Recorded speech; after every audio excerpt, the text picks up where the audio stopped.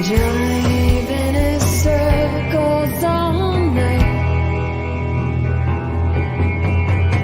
Dry off your wings before the flight.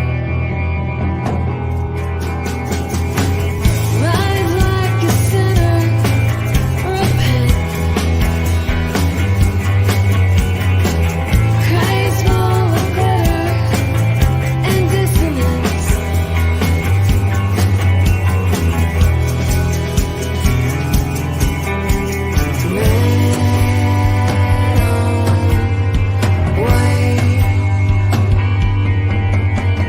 I say, Whoop!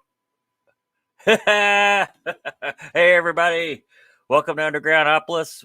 As you may notice, we're kind of doing this on Sunday nights now. I had to change from Wednesday because now every Wednesday I'm hosting an open mic at Dudley Tavern in Louisville, Kentucky. I'll just go ahead and do that shameless self-promotion right there, plug that in. Which, the good thing about open mics, this is how I met my next guest.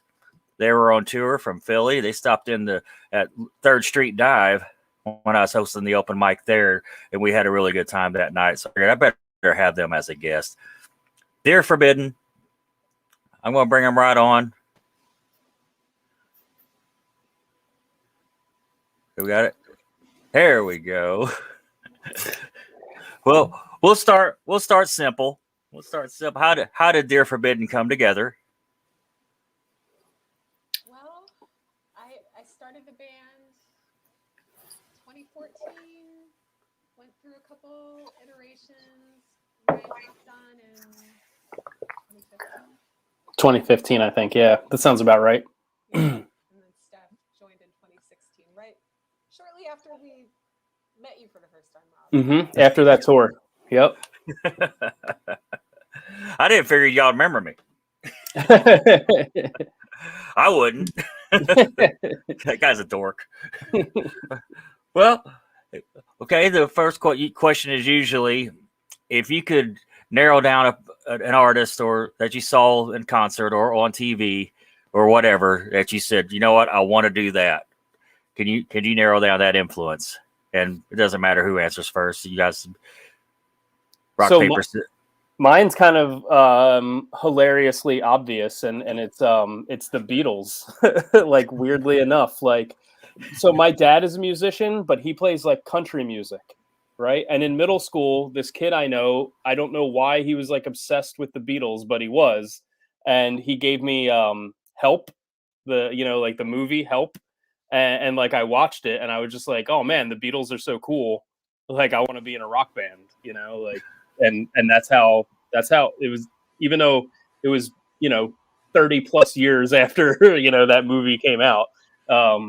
It still was like, yeah, like so many other people, the Beatles. Gina?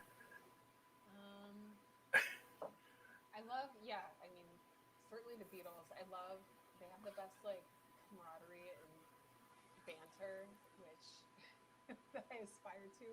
But for me, definitely Veruca Salt. When I was like, I think I saw them open for Bush in 1998. I saw that tour. Yeah. I saw that tour. I saw it in St. Louis. Awesome. It was like I think it was my first concert. But yeah, I would like put on their songs and sing in front of the mirror and like pretend I'm Louise Post. All right. I called you guys indie pop grunge in the description. Is that accurate? That sounds about right. I wouldn't argue with it. What would you describe it as? Yeah, we like to jokingly refer to it as, because like Steph, our drummer, is like a metalhead. Like she loves metal, and obviously Gina is the genesis of a lot of our songs. Like she writes them or whatever, and so we like to jokingly refer to ourselves as singer-songwriter metal, like / metal. What is it with drummers and metal? I mean, it's probably fun to play. I don't know. Yeah. Do you? When Ryan Steph teased me, I write these cute, pretty songs, and they fuck them up. For metal and noise. Do you have a particular creative process? I love this question. Just pain, right? Just like emotional pain. It helps. It's one good use for pain. Yeah, I guess usually I'll come in with like a song or a verse and a chorus, and then develop more with Steph and Ryan. And then for a few songs, Ryan has written guitar riffs, and then I'll write vocals and lyrics to go with it. So True. Our Stable Pledge came about that way, and we have a new song, Knives Out, that came about that way. And YouTube viewer Wicked Heart, which would be my sister, says she can't hear you very well, Gina, and I can barely hear you too. Oh no! Okay. There you go. Yeah, that's better. That's a lot better. Shitty headphones. Thanks, sis. Should we start over again? All right, yeah, go all the way back. Scooby Doo, the Scooby Doo thing. Is there? Could you tell me about a favorite performance, a favorite concert you played, or anything that we played as a band? Yeah. You know, the Third Street Dive, we played, and we met this guy named Rob. He's a jerk. Fuck that guy. So interesting. On a different tour, we played in Buffalo, and I think that as a band, it was like we played this amazing show. We were like so tight, and like the sound was really good, and there was literally no one there. It was the sound guy who actually weirdly was from Philly or something, and like he was like, "Oh, I'll buy your CD," or it was like the doorman, but that was it.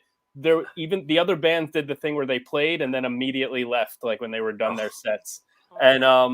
And it's a shame because like afterwards we were like, damn, we just played like this incredible show for no one, and no one will ever hear it. I think more recently we played the Ugly release show. Ugly's another Philly band, kind of our new faves. They played a release show at the end of June at Ortlieb's that we joined with them, and that was a really fun show. That was really good, yeah. I think it was our first real live one back, not just a live stream. Yeah, it was like after post pandemic. Not that the pandemic's over, but yeah, yeah, it was. That was our best one that we played for people. yeah, we got categories. What were they called? Here, Ugly. Yeah, it's UGLI. Okay. I'm poaching is what I'm doing right now. I'll probably get them sometime. I'm going to get, what was that band I saw commented on something on your page? Something sounds like Corkscrews. Oh, Kelsey Cork? Yes. I think that's who it is. I really do. I started writing them.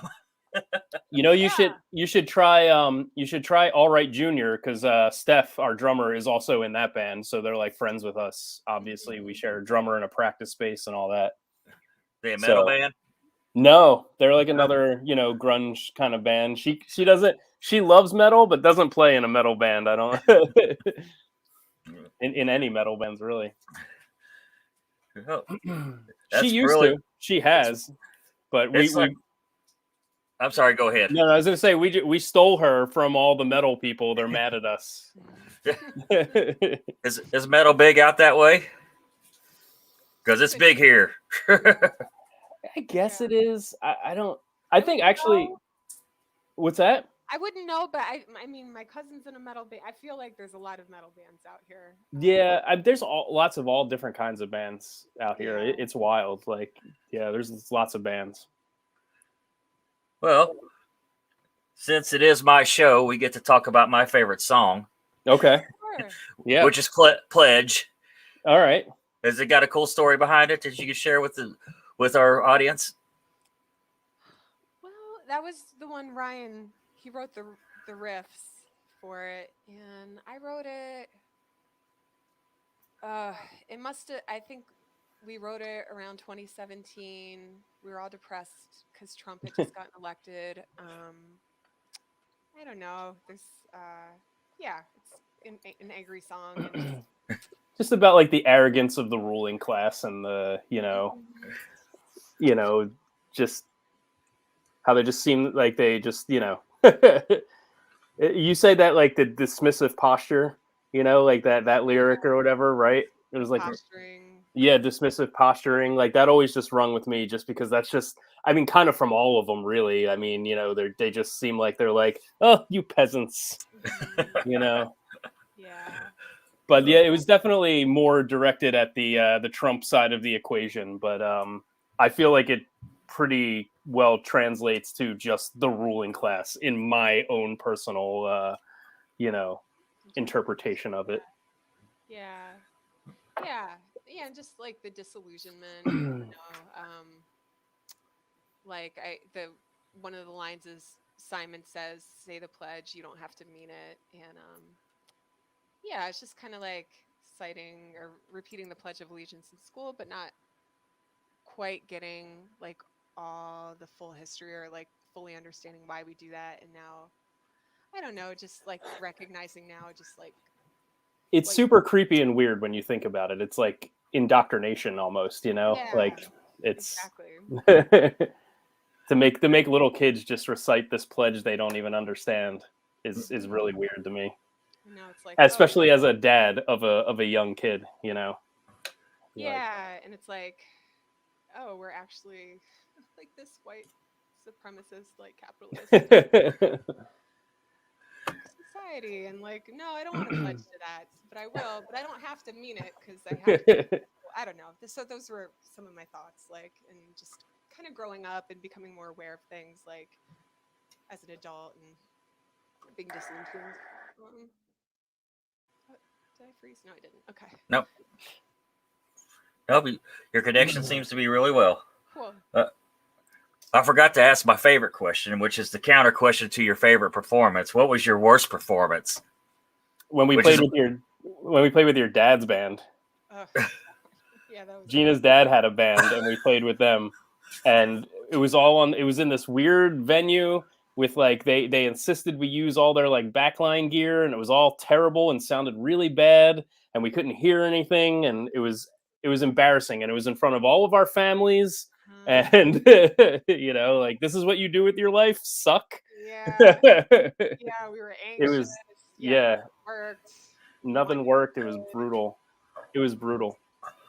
Well, that's part of being DIY, though. Yeah, but then there's no DIY community. Her dad's band goes up there and just like crushed it too. Like, it was like no big deal, and we're like, all right, well, whatever, fine.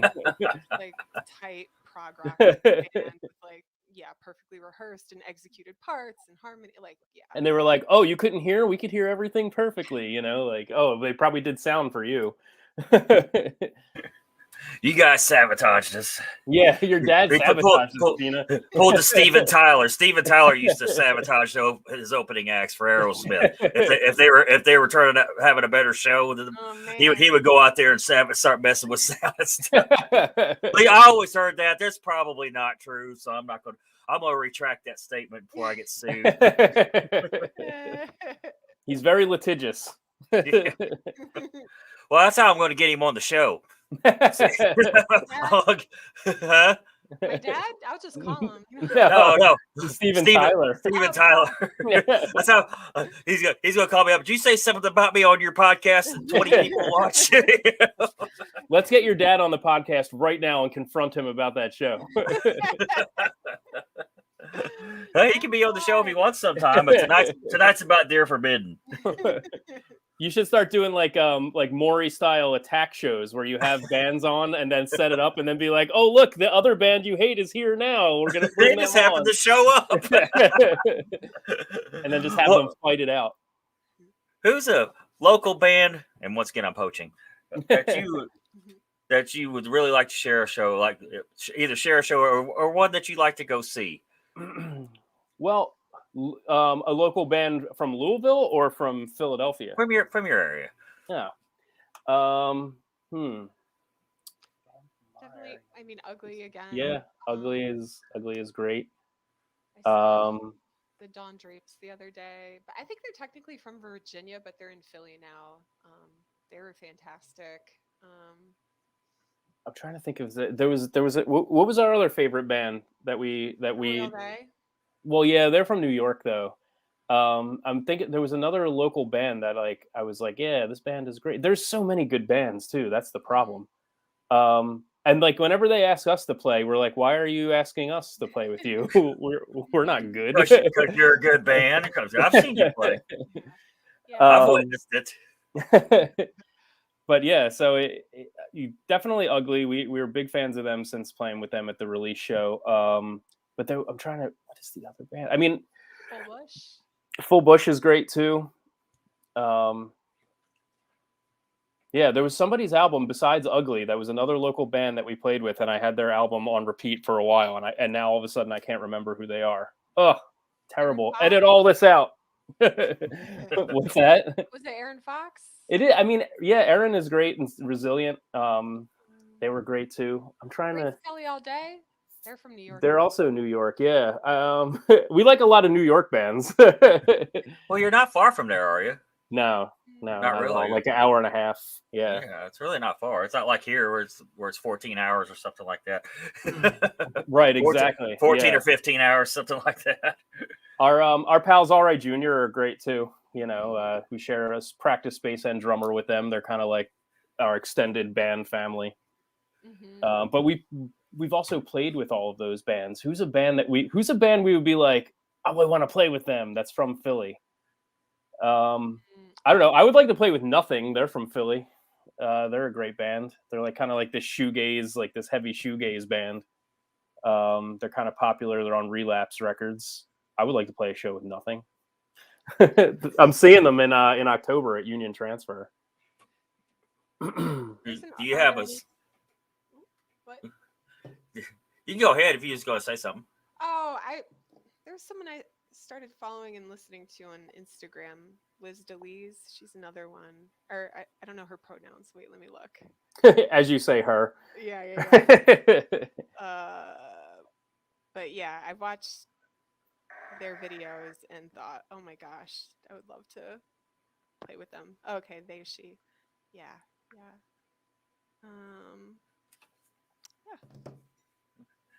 Is there a song that's real personal to you? A Dear Forbidden song. What would be the most personal song? That's got to be you. I don't know. That's a you question. What is the most personal? I'm gonna look at our Spotify. Oh man, you don't even know our songs? Oh, you're fired. I know them. You got an exclusive, Rob. I just fired Gina live on the podcast. Steph is taking over vocals. Would be way better. Sleeping Alone off of our first EP is pretty personal. Yeah, that was. I mean, a lot of the songs come from heartbreak. So that's one of them. And I remember I was playing a show one time. I was trying to figure out what the set would be. And my ex at the time was like, well, what about this? What about this? And I was like, what about Sleeping Alone? He's like, don't play that. That's so sad. So like the sad ones typically are the more personal ones and my favorite ones. Yeah, there's a new one. It's not recorded yet, but it's called Freaks in the Rain, and it's about a friend breakup, which is pretty personal. You say you're going to send me that track? That answers the question. I think we have on our Bandcamp, we have a live recording of a bunch of songs that are not like officially recorded from a live stream we did. And I think that song is on there, right? The Freaks in the Rain? It is on there. Thank you. Yeah, it is. Yeah. Yeah, Freaks in the Rain. I'm always trying to get somebody to send me their music. Do you prefer the studio or the stage? Download. Go ahead. We can come back to that. Really? Wait, what's happening? Oh. Are you lagged, Gina? Yeah. I don't know. I think there's a delay. Okay. What? Well, do you prefer the stage or the studio? He said. the studio. I didn't know if we were gonna go back to the last thing we were talking about, but if we're talking about the current thing, I prefer the studio. If we're talking about the last thing, if you download our recent release on Bandcamp, which is the live stream with newer songs that Ryan just mentioned, all proceeds from that go to needabortion.org. So, if you'd like to hear our new songs and support the cause, Right on. download that one. Yeah. Okay. I have Yeah.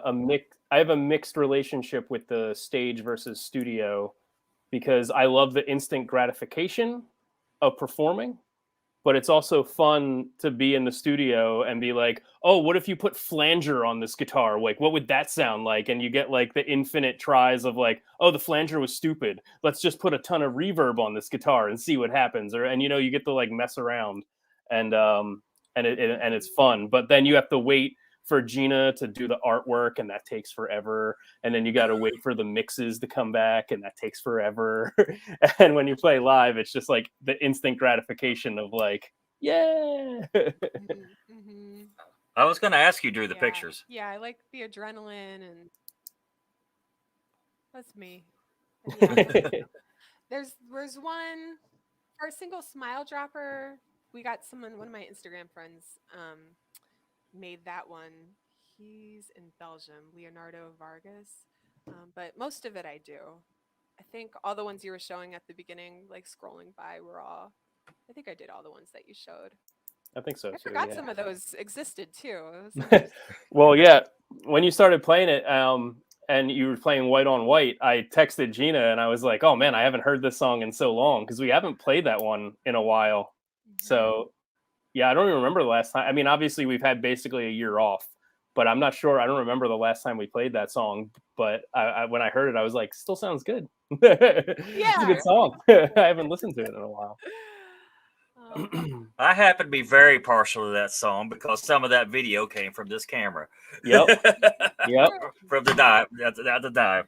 Is there a story behind that song? That's like another favorite. So Yeah, that one. I don't know. It's a mix of themes. I wrote it when I first started this band. I don't know, about like mental health stuff. Probably that's the main thing. Like struggles with mental health. I think that song is largely about. I'm, like cycling through the lyrics right now as we're talking. And, yeah. It's a stream of consciousness through the way I write, so it's hard. There's probably a lot in there that I'm not Well, that aware of. it's cool that you like that song because that was the song when Gina asked me to like, if I wanted to be in the band and like sent me practicey like recordings or whatever of it. That was the first one that I was just like, yeah, I want to be in this band. Like that's a good song. I like that song. It was White on White. it's a great song. I'm always thrilled when I say, I think my car's even in it. Like outside the door, like outside the door, you see there's a little glimpse of my car. It was a beater too. I don't have that car anymore. But I actually really like the 3rd Street dive because of that parking structure that's like real close to it. So you can like unload your gear and then there's like you have to pay, but like you could just like park real close.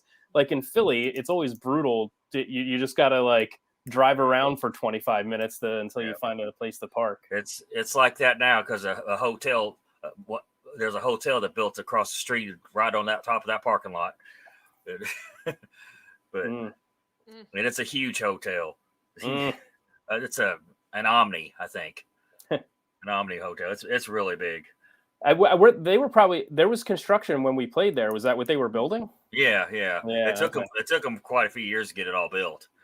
But here's another a question I like to ask. Did you ever buy an album or CD or cassette or whatever with your own money, listen to it, and immediately throw it out the window? Not out the window, but yeah, I definitely, this is my most controversial hot take. So buckle in, everybody. That album for me was Kid A by Radiohead. I was so hyped for that album. and I like bought it and like came home and like put it in my car on the way home, and I was like, this is weird. Came home, put it in my CD player, and I was just like, I hate this. And then immediately Really? drove back to the store and traded it back in. And I love the first 3 records, and I was so hyped for that. And I was like, where are the guitars? Where are like all this bleeps and bloops and like Tom York like, ooh! I was like, nope, I'm out. And I know that that's a hot take that I catch shit for all the time. But I do not like. Yeah, exactly. I do not like Kid A by Radiohead at all. But that's mine. I should have thrown it out the window, but I wanted to recoup some of my money back by trading it back to the store. And like, I think the guy even at the store was like, "Didn't you just buy this?" And I was like, "Yeah, nope, I don't want it. Take it away." Gina, you have one? I don't know if I have one. All right. to think about Gina it. doesn't buy music; she just listens to it on Spotify. I do. I buy it on Bandcamp, and the rest is Spotify. And I'm a terrible person. Meanwhile, I'm thinking about capitalism and all the bullshit, but I'm just as guilty as anyone else of playing into it. I'm just messing with you. If you Just could 'cause- pick, Oh, go ahead. if you could pick any producer to work with, living or dead, Abraham Lincoln. No, that's a good one. I mean, yeah, that's a good question. it's a good question because there are so many. I mean, obviously, Steve Albini would be cool, and that's always a possibility. I mean, he'll work for anyone, as long as you got the cash. Maybe we'll sell a kidney and go record with Albini. That's always. I mean, Rick Rubin is cool. I'm trying to think of some other people. That's one of those where, like I have a list of favorite producers in my head, but you just asked that question and my mind went completely blank. Good. I would say, yeah, Steve Albini. I would love to record with Billie Eilish's brother. Yeah. I love her. And Wait, so on a side note, do you know that like Billie Eilish, like Billie Eilish is not her name. Her name is like crazy. really? Because we weren't sure. Abby asked if it was short for Wilhelmina, right? And so we looked it up, and then her name is Billie Eilish Pirate Baird O'Connell. Oh, is pirate in her name? Pirate is one of her middle names, and Baird O'Connell is like Billie. Like even Eilish is a middle name. Like it's not her last name for real. Oh. But yeah, my daughter asked if that was short for like Wilhelmina or something like that. Like Billie was like the nickname, and I was like, I don't know. Let me Google it, and I was like, the truth is crazier than you will possibly imagine. But yeah, that would be cool. Work with Phineas. Mhm. Phineas Eilish Pirate Baird O'Connell. What's your favorite song to perform live? Right now, mine is a cross right now. between the two newer ones, and it's Knives Out or Freaks in the Rain are probably my two favorite ones to perform right now. Mhm. And why? Because Knives Out rocks, okay, and because the end of Freaks in the Rain just gets so like epic, and it's just real like euphoric. Like when it hits that what do you call it? The dynamic, when that dynamic shifts to loud and then goes back down again at the end. It's I don't know. It feels good. Mm-hmm. Yeah, and we just brought in another guitar player too, which brings it up, a million more notches, like when it needs to go up a million more notches. Yeah, we recently added. His name is Kyle. He's from a band called Slophouse, and they're friends of ours. We played tons of shows with them, and we recently were like, wouldn't it be cool if we were even louder than we already were? And so we asked him, and he was like, "Oh yeah, it would be my honor." We should have asked him Flophouse is a cool name. Yeah, we should have. Well, he doesn't have Facebook, so I don't know if that would work for him. But I was like, we could have invited him to this. Hey, you don't have to have Facebook to do this. Yeah. Oh, you don't need Facebook to do this? No, this program's just like Zoom. It's Okay. extreme. It's just another Zoom type program. Yeah, well, got to who pay cares for about Kyle? it. Where all have you performed? All of them. All right, you want a list of every show? All right. No, 2015. all like- over like- the country. Have you been to Europe or Japan or anything? Or No, we were on the, I guess what would now be classified as our last tour, maybe not our last ever, but the last tour that we did. We were supposed to play in Canada, but the booking guy just couldn't get it done. And so but we played Ohio, Pennsylvania, Delaware, DC, New York, Boston, or Massachusetts, Boston area, upstate New York, Louisville, obviously, Tennessee, kind of like that, like upper middle west East Coast run we've done. We haven't made it further than Ohio, I guess, and then but north we've gone, and south, I guess, Tennessee would be as far south as Nashville. let's see. But yeah, we literally just wanted to play Canada so we could call ourselves international touring artists. I've never been out of the country either. so Like, not even on a personal level. Like I've never been out of the States. I've been to Canada. Yeah. Gina, you've been all over the world, right? Yeah, I've been some places like Europe, and India. I think was the farthest I've ever gone. Yeah. I'm trying to think. I haven't been to Mexico, but yeah, Canada. I've been to Aruba. I guess that's technically outside of the country. Oh, yeah, Jamaica. Does that? Yeah. Yeah, Jamaica counts. Yeah. What is the best musical advice you've ever been given, other than buy a dolly? Yeah.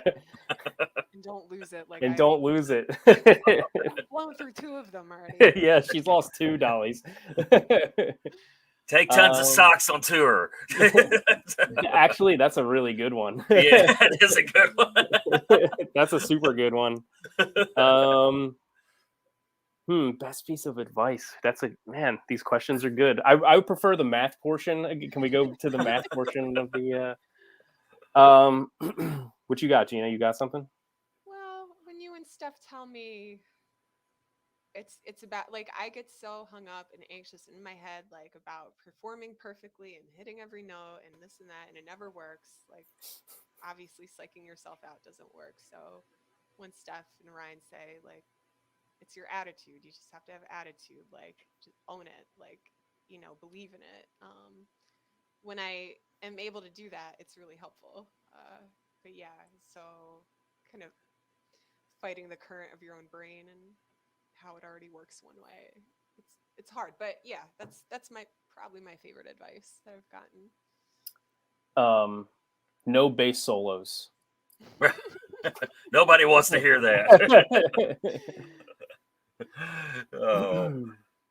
Yeah, there was another. There was another one. There's a band I think they're out of Wilmington, Delaware. I think they was called Ha Ha Charade, and and I think they said "embrace sucking." I was like, Yeah. "Whoa, Yeah. that's a good. That's a Yep. good one." It is. That's kind of what you were saying. Kind of reminded me of that. Embrace sucking. Yeah, well, and like, because I always try to explain it to like Gina that like when she sees like a band that she likes, she's not focusing on the mistakes. She's just letting the rock like wash over her. Like you go to see a band, I guarantee you every band you've ever seen in your life has made a mistake, but you're probably not. At least maybe you are. Maybe you're like, fuck them. Like they made a mistake. I don't know. I assume that you're not, but you're just like, you're letting it wash over you, and that's what other people are. So when you're hyper like, blink, oh no, I doinked this note here, like everyone hates me. Nobody heard it. Right. There 'Cause they're was just one like, time. Gina. I'll admit there was one time I saw Queensryche in concert a long time ago, and they have a song called "Take Hold of the Flame" where Jeff Tate hits this note that's like, as he sings high, he could hit, and he missed that scream, and I did because it was such an important part of the song that I always waited for right by the way. And he missed it. I was like, oh damn, but it was still great. It was still great, but I was like, yeah, he's because he had just said like in an interview right before in one of the magazines he had started smoking. I was like, don't do that. You're gonna lose 8 notes right off the bat. Yeah, right. I wonder if he felt bad about it too. But he even after he was like, "Ooh, missed note," he was still like, "It rocked." Like that's what you got to like. Gina, you missed the note. Yeah, people might be like, "Ooh," but then they're like, "Yeah, but it still rocked," so it's fine. How many albums do you have? We have 3 EPs. Yeah. Of course, I own Glitter and Dissonance. I don't have the other physical copies. So the one. Do we even have any left of Slow Beat? I think that's the only one that has a physical. I don't think the new one we just released it digitally, that one. But we did, Gina and I don't know if we mentioned it to Steph and Kyle, but you and I realized simultaneously that as of right now, we almost have enough material for a full length instead of an EP. So that should be cool if we can pull it off. Yeah. It's all. Is there even really a reason to do full length albums anymore? You think? To prove to yourself that you can do it. You think so? Like to me, it's like most of the time, most people just listen to 3 or 4 songs unless it's one on every album. But of course, I'm a little bit old school. Back in the day, that's all there was on a full length album. There were 3 or 4 good songs. The rest were filler songs, and so it's also like if you can get a really good EP, or you can get an album with the same really good songs and some other songs that you don't listen to. So I'm on the fence about it. I'm like, good EP or full length album, because if you make one good full length album where all the songs are great, you've ran out of songs. Seems like most bands they put all like Coldplay's a good example. Their first album great, everything else they used up all the good ones. Yeah, they used up all their good ones, man. Well, what we could do, Gina, is we could just like, since whatever, we have 10 songs, we could just like 3, 3, 4 and release a bunch of EPs like every 2 months. We'll just keep like release another. We'll record them all at the same time as if it was an album, but then just release them as 3 separate EPs. Yeah. Create content. We can create content that way. Just create more content. I think that's a good idea. I really do. Like, I think that would be smart. I was like, people's attention spans these days, especially, it's like, that's why so many bands are a lot of times just focusing on singles. And I don't know if that's not a bad idea. I know, because I'm a little old school too. Like, I love albums. Like, I listen to albums to this day. Like, I'm an album guy. So like, singles just feel like a cop out to me. Like they were just like, oh yeah, we'll just release a single and we don't need to do anything else, and it'll just be. And it's like, no, make an album. Prove to me that you do have 10 good songs and not one good song. Like. So I don't know. I still, and like, if I buy a record and there's only 3 good songs on it, that gets thrown out the window. Like, I want 10 or more good songs. Like, I'm just like, not good album. Bye. I'm okay with 4. If it has 4 good songs, I consider it a good album. Always is. And I just love vinyl and stuff anyway. Just the fact that you could, especially if you could open it up and look inside, there is like. It's CDs kind of suck. They'd have the booklet. That kind of sucked. That wasn't the same. Yeah. Well, cassettes. I had this idea. For a music review website where you review like an album and then you give it a number out of a number, but it's like how many songs. So you're like, this is a 4 out of an 11 because there's 4 good songs out of 11. Like, and I felt like that makes a good ranking. Like, this is a 9 out of 10, just one bad song on this record, that sort of a thing. That's a good idea. Because it always seems like the ratings when on album reviews are arbitrary. Like, like what does a 7.6 mean? Like, and I always thought it would make sense if it correlated to the number of tracks on the record. That's a good idea. You know. So, got anything you want to add before we wrap this up? I guess look for that potential album and or 3 EPs maybe next year. Yeah, thanks for having us. This was fun. Thank you. Yeah. Yeah. Thank you guys. If you need any bands, we can shoot you some suggestions. That's no problem. I need you guys to come back to Louisville when it's not we're not, so not a global crisis. So you know the band Quiet Hollers? No, right? You don't know Quiet Hollers? I don't guess I do. Okay, well they're from Louisville, and they played in Philly, and I let they played in Philly, and then they had like a show in New York or whatever, and I just let them stay at my house for like a weekend basically. And afterwards the singer was like, hey, when you guys come to Louisville, like you could stay with me, I owe you big time, like come on down, and then the pandemic happened, and then we never did it, and right. Yeah, he still owes us that that sleep at his house. So hopefully we can make that happen. Hopefully we can at some point in our lives get back down there. That would be fun. YouTube viewer Wicked Heart, my sister, says great interview. So now, Aaron, you're going to have to listen to their music because it is a really good. Their stuff is really good. Pledge is a great song. White on White. The whole the Glitter Dissonance album that's a great EP. It's really great. I've listened to it a lot over the years.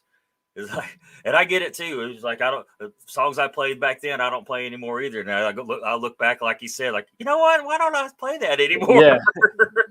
So, well, I know, and I don't want to keep this interview going forever, but we have this like strict like 30 minutes or less policy because we don't want to, like, you go sometimes to see a band and they play like a 50-minute set and you're like, well, they were good, but then I got bored a half an hour in and they kept playing. So we always try to like play like these short, sweet, punchy like sets. And when that happens, we then tend to start favoring newer material over like older stuff. And then like it's not even that we don't like it, it's just that it's like, well, now we're all excited about these new songs, we got to just play those. We only have 30 minutes that we self-imposed on ourselves. Well, I do appreciate you all giving me your time. This is kind of technically over, but there's a couple things a couple of favors I'm gonna ask out of you. Sure. One is to make me a soundbite. You'll say this is Dear Forbidden, and you're tuned in to Undergroundopolis. Okay. Gina, go. Right now? Yeah. Sure. Okay. Sure. Okay. This is Dear Forbidden, and you're tuned in to Undergroundopolis. Perfect. Excellent. Now, Ryan, yes. I know you have a corny dad joke for my Joke of the Week segment. I do. Same format. This is Ryan from Dear Forbidden. Ryan Young from Dear Forbidden, and here's your Joke of the Week. How do you follow Will Smith in the snow?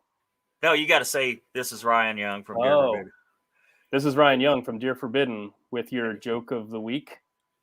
Yeah. Is that what I was supposed to say? Yeah. And then I tell you the joke? Yeah. All right. Start over. All right. This is Ryan from Dear Forbidden with your Joke of the Week. All right. How do you follow Will Smith in the snow? You follow the Fresh Prince. Aww. Bruce.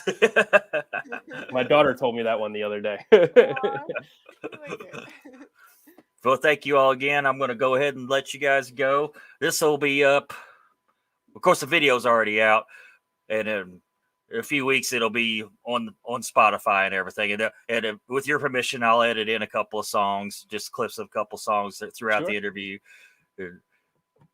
Cool. Okay. All right. Thank you guys again. Thank you. It's great to talk to you again. Yeah. Yeah. And hopefully we'll see you maybe next year, hopefully. Yeah. Oh, I can get you down here. I get you. There's a couple nice places that I can get you in. So sweet. Cool. All right. Thank you guys. All right. See ya.